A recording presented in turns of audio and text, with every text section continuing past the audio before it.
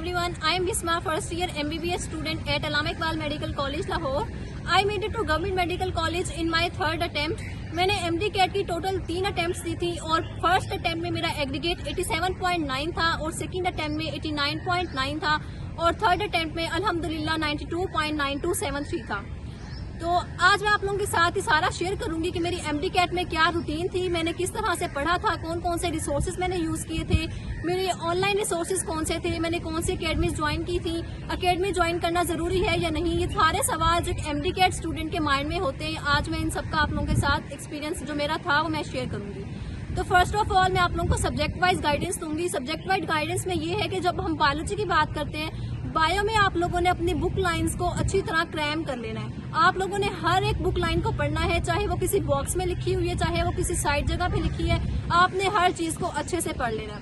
अब मैंने बायो के लिए पंजाब के साथ साथ मैंने फेडरल की किताब पढ़ी थी। फेडरल में आप लोगों ने लाजमी पढ़नी है क्योंकि फेडरल में कंटेंट ज्यादा लिखा हुआ है, हर चीज को अच्छे से एक्सप्लेन किया हुआ है, आपके कॉन्सेप्ट अच्छे क्लियर हो जाते हैं।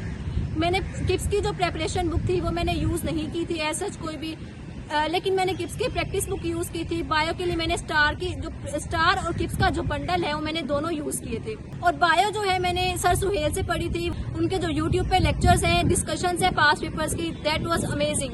मतलब वो इतना अच्छा पढ़ाते हैं, आपके कॉन्सेप्ट साथ साथ सारे क्लियर हो जाते हैं, आपको बायो में किसी भी किस्म की कोई मुश्किल पेश नहीं आती।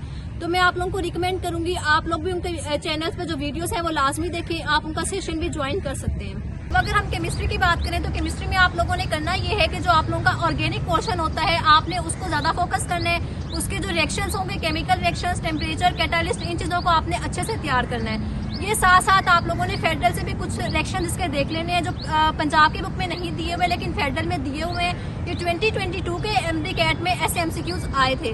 तो आप लोगों ने केमिस्ट्री के लिए फेडरल के थोड़ा बहुत क्वेश्चन देखना है ऑर्गेनिक का। अगर हम फर्स्ट ईयर की केमिस्ट्री की बात करें तो वो टोटली आप लोगों का कॉन्सेप्चुअल बेस्ड है, उसमें आप लोगों को रट्टे की जरूरत बिल्कुल भी नहीं है। आप लोगों ने जो है उसकी एक एक लाइन को पढ़ना है और कॉन्सेप्ट बनाना है और सिर्फ आप लोगों ने एग्जाम्पल्स ऐसी चीजों को रट्टा लगाना है, डेफिनेशंस को।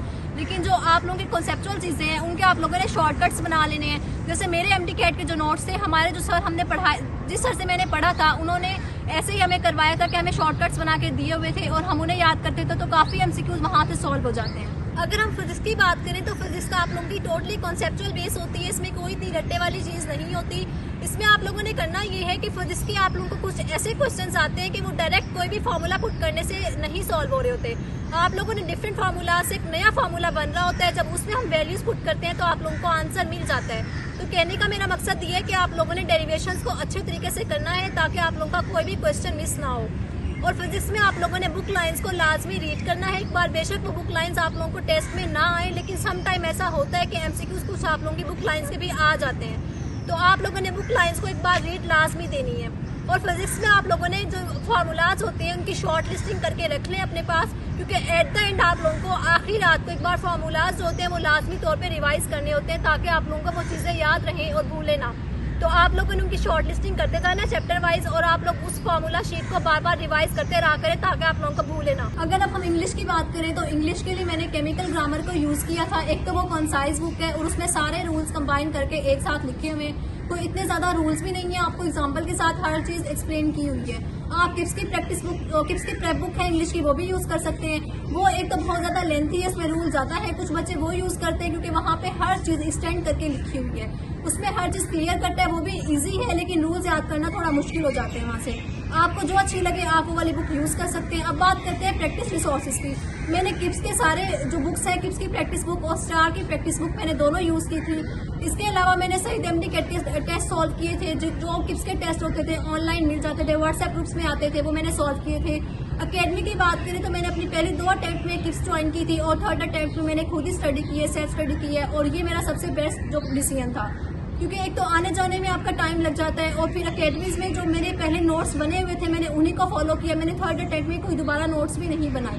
तो अगर आप एक रिपीटर स्टूडेंट हैं और अगर आपके कॉन्सेप्ट्स क्लियर हैं तो मैं आप लोगों को प्रेफर करूंगी कि आप लोग घर पे सेल्फ स्टडी करें। अगर आपको कुछ समझ नहीं आता तो आप यूट्यूब से लेक्चर्स ले लें, यूट्यूब पे हर तरह के लेक्चर्स अवेलेबल होते हैं। उनका फायदा ये है कि अगर आपको कोई बात समझ नहीं आ रही तो आप उन्हें बैक करके दोबारा भी देख सकते हैं।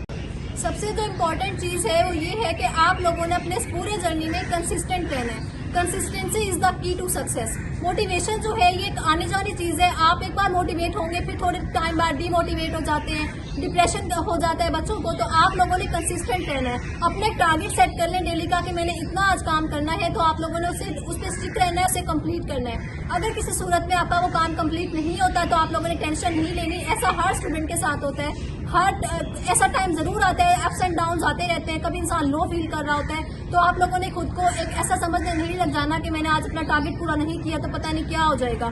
ऐसा कुछ नहीं होता। आप लोगों ने बस कंसिस्टेंट रहना, थोड़ा थोड़ा डेली, बेशक थोड़ा पढ़े लेकिन जरूर पढ़े, डेली बेसिस पे पढ़े, ताकि आप लोगों की रूटीन बनी रहे।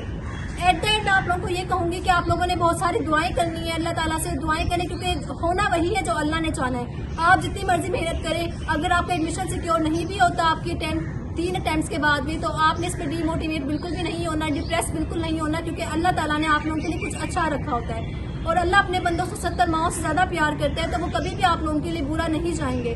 तो आप लोगों ने करना ये है कि अल्लाह से दुआएं करनी है और अपनी मेहनत को जारी रखना है, बिल्कुल भी डीमोटिवेट नहीं होना और कंसिस्टेंट रहना है। तो इंशाल्लाह यू विल डू इट। तो आई होप सो कि मैंने आप लोगों को अपने सारे जो है एक्सपीरियंस सारा शेयर कर दिया होगा। अगर अभी भी आप लोगों का कोई क्वेश्चन है तो आप लोग पूछ सकते हैं कमेंट्स में, और अगर आप लोग मेरे नोट्स लेना चाहते हैं तो मुझसे इंस्टाग्राम पे कांटेक्ट कर सकते हैं। Thank you so much.